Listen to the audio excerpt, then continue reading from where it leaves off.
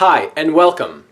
This video is part 2 of a series where I expose the plagiarism of the Quran. In part 1 I reviewed a poem in William Tisdale's book, The Original Sources of the Quran, and showed you evidence that Muhammad's Quran has plagiarized lines of poetry from the pre-Islamic poet Imr al-Qais. Muslims, of course, deny the charge Muhammad plagiarized from pre-Islamic poetry, so we need to look at the usual Muslim responses to this problem and refute each one.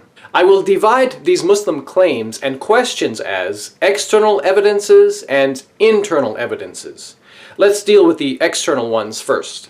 Number 1. Muslims claim nobody ever charged Muhammad with plagiarism. My response is, well, Tisdale himself made that charge. As we see here in the appendix to chapter 2, quote, "It would be difficult to imagine Muhammad venturing to plagiarize from such a well-known author as Imr al-Qais, even though, as we shall see later, he did so from less-known foreign sources." And for Muslims who want to focus on more ancient history, long before Tisdale lived, they ask, how could Muhammad get away with plagiarizing the poetry of the famous Imr al-Qais without historically being accused of plagiarism? Well, I would say Muhammad stole from the lesser-known poems, not the more famous ones, and this could explain why it was unnoticed by others. Tisdale himself indicates this in the appendix to chapter 2, where he says, quote, "These odes formed no part of the mu'allaqat. They were not as generally current as poems contained in the later collection were." In other words, it appears Muhammad has plagiarized from the lesser-known work of Imr al-Qais, which was not part of the famous mu'allaqat collection. These lesser-known verses Muhammad inserted into the Quran, chapter 54, and in other places. And if you're wondering how the less famous poetry of Imr al-Qais got added to an edition of the famous mu'allaqat collection, that's explained here in this Wikipedia article on the mu'allaqat. It's due to the great celebrity status of Imr al-Qais that later scholars would add a poem of his to the mu'allaqat collection, while not intending to make that poem an intrinsic part of that work. Number 2, Muslims also claim the pagan Quraysh tribe were the most knowledgeable people about Arabic poetry, and also the most eager to deny Muhammad. Nevertheless, none of them made such an accusation that Muhammad had taken some of the Quran from Imr al-Qais. Well, I say the Quran itself kind of refutes that argument. I've already shown it repeatedly admits Muhammad was being accused of producing poetry. Think about it. How can an illiterate man who allegedly could not read or write be accused of producing poetry? This charge only makes sense if he was plagiarizing it from someone else. Number 3, some Muslims claim the poem displayed by Tisdale does not exist anywhere in Imr al-Qais's poetry extant today. Well, I'd say that's probably because of the controversy. It's been removed due to fear and intimidation by Islamic authorities. However, we know the poem did exist outside of Persia in Tisdale's time, as he says in a footnote in the appendix to chapter 2, quote, "The Reverend Dr. Zwemmer of Bahrain, however, informs me that he has found the words ذَنَتِ السَّاعَةُ وَانشَقَّ الْقَمَرُ in the last section of the last poem of Imr al-Qais in an edition which he possesses. This shows that in the early 20th century, the poem had been found both in Iran and Bahrain, so it wasn't completely wiped out of existence." Number 4, Muslims say the poem has no original written manuscript. I respond by saying, so what? Poetry in pre-Islamic times was memorized and passed down by oral transmission, and was only written down later. This is not a good excuse for Muslims to use, because the Quran was also first transmitted orally and written down later. Based on this argument, Muslims would have to reject the Quran also, due to the absence of a first original Quran manuscript. Number 5, Muslims claim many Persians are anti-Arab and want to reject an Arab prophet, and it's no surprise that poem was found in Persia, implying that it's a fabrication. My response is, that makes no sense, because Iran's population is mostly Shia Muslim, and these Persian Muslims believe in the same Arabic Quran and same Arab prophet which Arab Muslims believe in. Yes, Tisdale's source came from Persia, but as we've just seen, a friend of his in Bahrain also had an edition of poetry attributed to Imr al-Qais, which contained the same words. Bahrain is not Persian, but an Arab Muslim country. The poem therefore seems to have an Arabic source. Now let's deal with the internal evidences. Number 6. Muslims say Tisdale changed his opinion and ended up agreeing with his expert colleague that the poem attributed to Ibn al-Qais was inauthentic. Well, that's true, but I believe Tisdale is wrong here. I will show you why in a minute. In a footnote in the appendix to chapter 2, Tisdale gives the reason for his expert friend's conclusion. He says, quote, "This is the opinion of Sir C.J. Leal, than whom it would be difficult to find anyone better qualified to speak on the subject of ancient Arabic poetry. In a letter which he has kindly sent me regarding the authorship of the lines in question attributed to Ibn al-Qais, he expresses his conviction that they are not his, giving reasons rounded principally upon the style and the meter." Tisdale goes on to say, "His arguments have caused me to modify the opinion on the subject expressed in my Persian work." So we notice here the reason for concluding the poem is not the work of the master poet Ibn al-Qais was that Sir Leal, being an expert in ancient Arabic poetry, apparently saw problems in the style of the poem. But in my opinion, this is not a good reason to automatically dismiss the poem's authenticity, because it's well known that Ibn al-Qais had a drinking problem, as you see here in this Wikipedia article, and he may have composed this poem while drinking. So this easily explains how a master poet could compose poetry which contained weakness of style or some inaccuracy of meaning. It wouldn't be so strange if he was drunk. But another possibility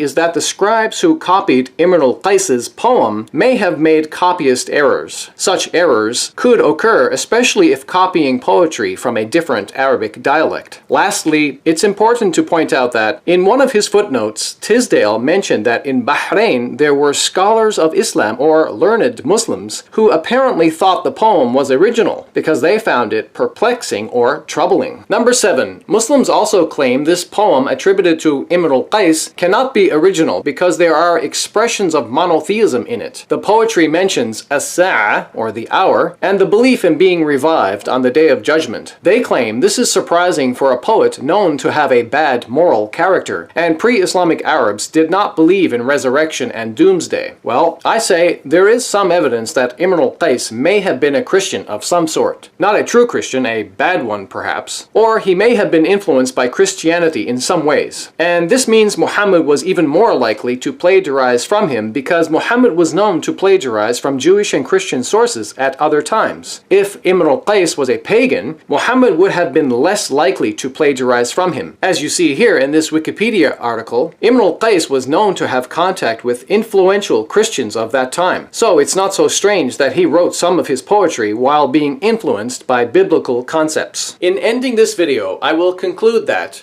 the idea that someone was brave enough to endanger their life to fake this poetry by using verses of the Quran in Iran, above all places, which is a Muslim country with strict Islamic laws and death penalties, is highly unlikely. Tisdale even agreed this is a possible legitimate conclusion because he wrote, quote, "On the one hand, it is difficult to suppose that at any time after the establishment of Islam, anyone would have the daring to parody the Quran by taking passages from it and applying them to the subject to which these lines of poetry refer." This is in his appendix to chapter 2. Yes, Tisdale did change his mind, but he admitted he saw some connection between these lines and the Quran. In the end, he seemed more unsure of himself rather than certain. I believe Tisdale was wrong in his final conclusion because he did not take into account the fact that Imr al-Qais had a serious drinking problem, and the reason why he could produce some low-quality poetry was because he was under the influence of alcohol. It would be absurd to believe that some unskilled Muslim poet wrote some poor-quality, nonsensical poetry while quoting verses from the Quran, and then falsely attribute that poem back to the pre-Islamic master poet Imr al-Qais. Such an assumption is utterly foolish, makes no sense, and cannot be maintained. Look, in this video I'm not making the claim the Quran can be classified as poetry, or that its style of recitation should match the style of recitation used for other poetry. But I am making the claim that the actual words, the actual content of Imr al-Qais's pre-Islamic poetry was taken by Muhammad and incorporated into the Quran, and these are in some cases verbatim, word for word exact matches, which is evidence Muhammad is guilty of plagiarism. So, finally, our last question is,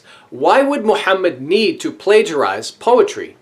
Well, my theory is that in the early part of his so-called prophethood, in the Meccan period, which is when chapters 21, 37, 54, and 93 were revealed, most people didn't believe in Muhammad. So obviously his so-called linguistic miracle, the Quran verses, or ayat, were not considered a big deal to most people. So Muhammad had to beautify the Quran with some nice poetry to make it more amazing and acceptable to people. This was achieved by plagiarism. Muhammad knew what he was doing. He knew the power and influence which poetry had upon 7th century Arabian society, and as you see here, this is evidenced by his assassinations of various poets who opposed him. Lastly, I will leave you Muslims with some Arabic recitation. It looks and sounds like the Quran, but it's actually Ibn al-Qays's pre-Islamic poetry. This is meant to give you a better insight into how Ibn al-Qays's pre-Islamic poetry became Muhammad's Quran. It all makes perfect sense now.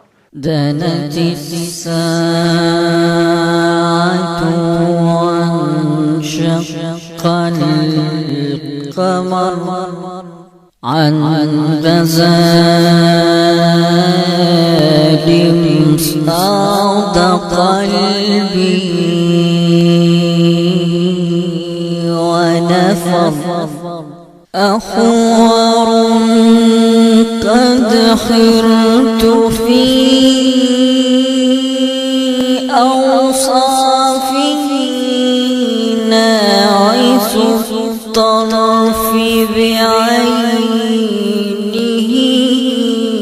حور مر يوم العيد بي في زينة فرماني فتعاطى فعقر. Therefore, behold, I am against the prophets, saith the Lord, that steal my words every one from his neighbor. Behold, I am against the prophets, saith the Lord, that use their tongues and say, He saith. Behold, I am against them that prophesy false dreams, saith the Lord, and to tell them, and cause my people to err by their lies and by their lightness. Yet I sent them not, nor commanded them. Therefore they shall not profit this people at all, saith the Lord. And when this people, or the prophet, or the priest, shall ask thee, saying, What is the burden of the Lord? Thou shalt then say unto them, What burden? I will even forsake you, saith the Lord. Thanks for watching. Don't forget to like, subscribe, and click the notification bell so you won't miss future videos.